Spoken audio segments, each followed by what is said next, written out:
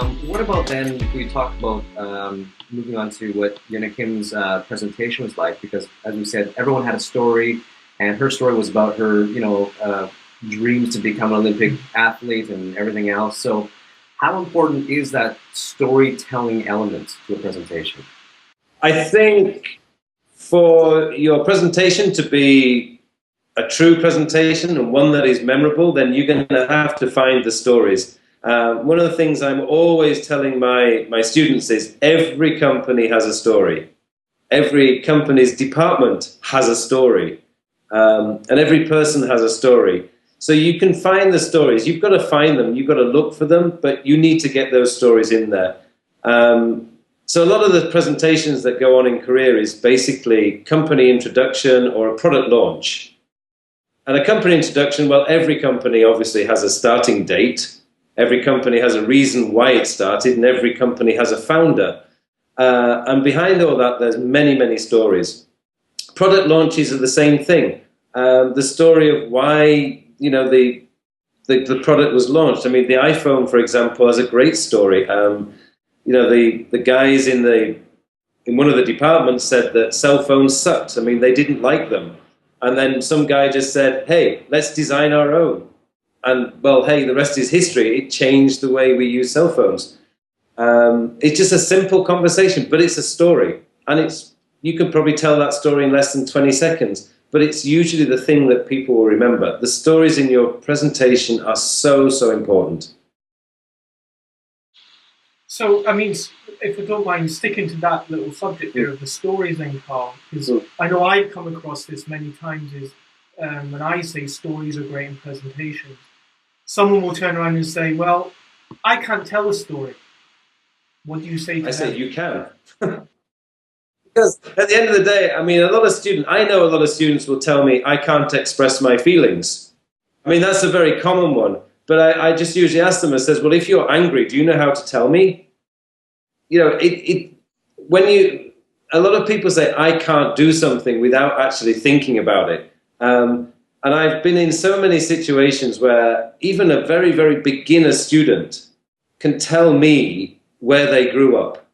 They can tell me when they came to Seoul. They can tell me why they're learning English. And, all of these are kind of little stories. They're mini stories.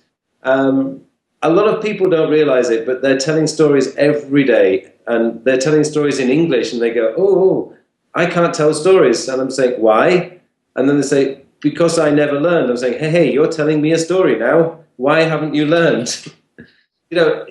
Everyone can do the story. It's just a lot of the time they haven't actually realized that they're telling stories. But, as teachers, and I'm sure as you guys know yourselves, it's not that difficult to show a student how to sequence a list of events.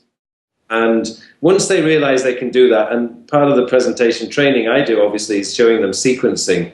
Once they realize they can say, then this happened and then that happened, they realize that, oh, I can tell a story. So it's not as difficult as many people think. Right. I mean, all human communication in whatever language it is, yes. Stories, right? Today I went and did whatever. You go home, you tell your friends you did something, you call them. Yeah, exactly. Everything yes. is a story.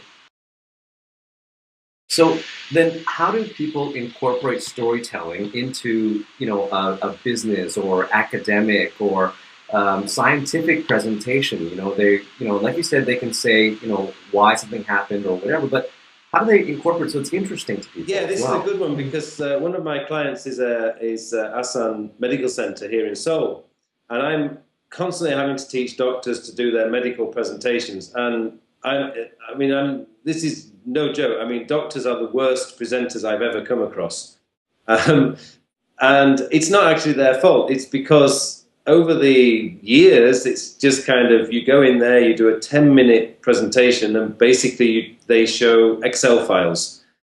And it's changing now. Fortunately, it is changing. People have become aware that they can actually do presentations in a much more interesting way. And what I tell these guys, and these are really, really deep scientific presentations, is stop talking about patients as a number. Actually start giving a typical patient a name. So say, let me give you an example of one of our patients. Mr. Kim came into our hospital diagnosed with this problem.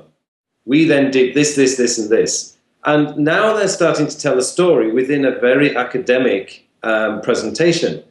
And it makes it much more understandable for their audience. The same, I have accountants will always tell you, oh, we can't tell stories in our presentations. And again, that's not quite true. Because, you know, let's just say, for example, we have a company that is selling in China, America, and Korea. And they will say that our China sales are down this year. Now, most financial people will stop there. The audience are now thinking, why? Now they can start telling a story. The reason for this is because over the last 12 months, we've had this situation happening because of this, and now they're telling a story. And so you can put stories into difficult financial, technical, or medical presentations. The stories are everywhere, so you know they can put them in there. Right. The whole I think the whole idea with them not being able to is they think, well, what is the point of me telling them that part of it? How do I structure it? Like you were saying, give them a structure. But I think maybe you'll feel like there's no structure to that story. If I tell why, they don't really know how to begin it and how to get the point across to people when they're giving that story. Yeah, I mean, that's obviously where the teachers come in and they can just guide them along that road to get that story out there. But the stories are there, that's the thing. Right. Yeah, I think so. And, I got a bit lost there. Now, Terence Burns, the man responsible for training President Lee and Yuna Kim, he said that the who and the why were the most important things for him during the presentations. What's your opinion on that? Do you agree? No, I totally agree. I mean, the who is obviously the audience, and I mean, who are you presenting to is the question. And a big mistake I find my students making is the who to them is their boss. And, you know, that's when presentations usually start going wrong. The who is the audience, and it doesn't matter if your boss wants you to put in every single little tiny detail into your presentation. If you think your audience isn't going to like it, then I'm afraid that's who takes priority. So the who, you have to, first of all, before you start any presentation project, you really have to think about your audience. What do they want? Who are they? What is their cultural background, etc. And the why are they there? I don't know about you guys, but I've come out of many presentations thinking, why was I here? It's absolutely pointless me being here. This presentation was not for me. So you need to make sure that you answer that question. Why was my audience there?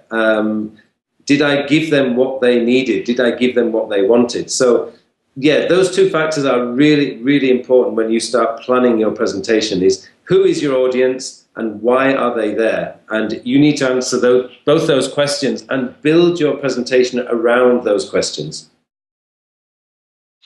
Right, and I think one trick that I learned recently was just think about one or two people that you'd want to talk to rather than, say, the whole audience in general.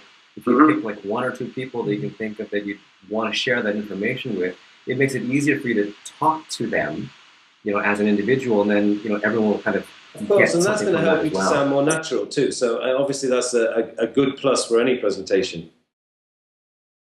Right. So then, you know, sort of moving along the same line then, and you mentioned how the teachers can kind of help them along. And of course, we're biased because we all teach presentations and we all like it whenever we want them to hire us to do it. You know, but how important, or is it even necessary to get professional Well, that depends on how important the presentation is, of course. If you're presenting to your work colleagues, then you're probably not going to need any professional help. But if you're launching your company's biggest, latest product and you have big aspirations for this as a global product, then I would say you need to get yourself some professional help, simply because you need to make sure you're using the right words, the right pausing.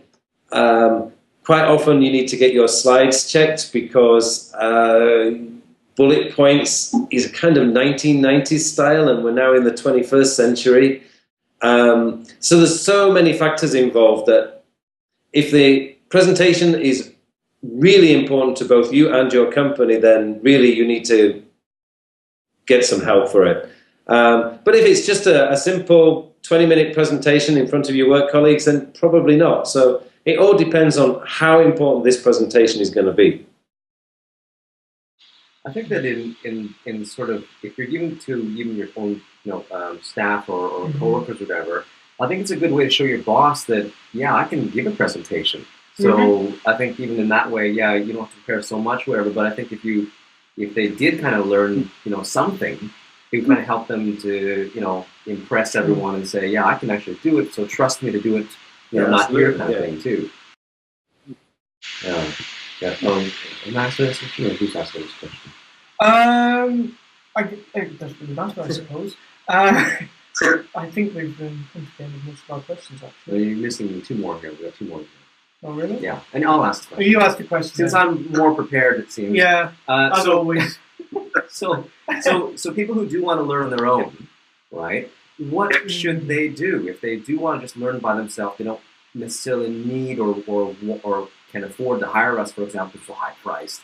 But what should they do? One of the simplest things they could do is just go online and watch a Steve Jobs presentation. I mean, he's probably the best presenter out there today. A lot of the things that I'm teaching in my course, and I'm sure it's the same in your course, has probably been picked up from an Apple keynote presentation. It really is. I mean, there's also TED.com.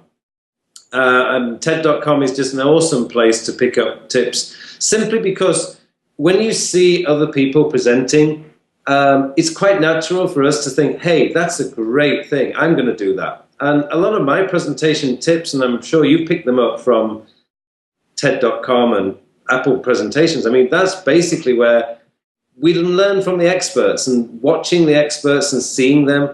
TED.com is fantastic because you've actually got the option of having Korean subtitles or English subtitle. You can actually print out the whole script. So there are so many resources online for somebody who wants to study this on their own, and it's all free. And so you can pick up a lot of tips from those places. Right. Absolutely. Good.